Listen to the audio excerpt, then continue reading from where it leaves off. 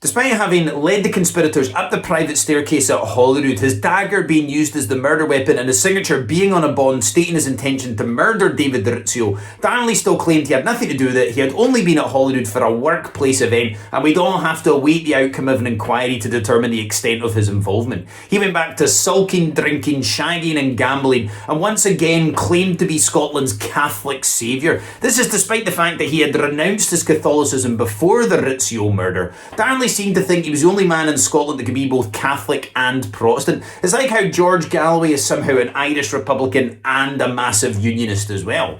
But like Galloway, no one really cared about the opinion of a narcissistic fuckhead like Darnley.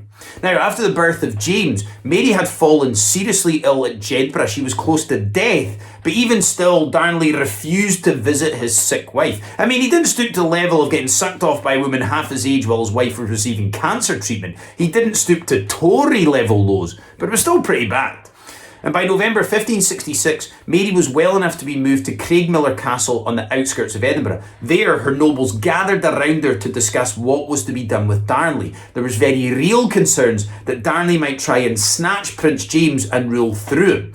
Mary was open to a divorce as long as it didn't affect James's legitimacy and, she got the gold wallpaper. But she was insistent that no harm should come to Darnley. But for many of the nobles, this was a blood feud. They were desperate for their revenge. They knew it didn't matter how many resignations there was, he was never going to budge. The only way to get rid of Darnley was by means of a gunpowder plot.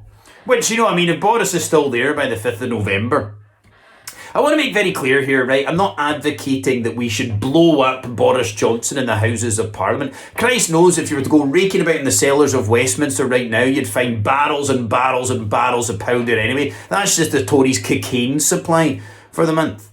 Now, after the baptism of Prince James, Darnley had fallen ill with smallpox. Well, they thought it was smallpox, but we now know it was actually syphilis. It's like how Boris Johnson was pretending to have COVID.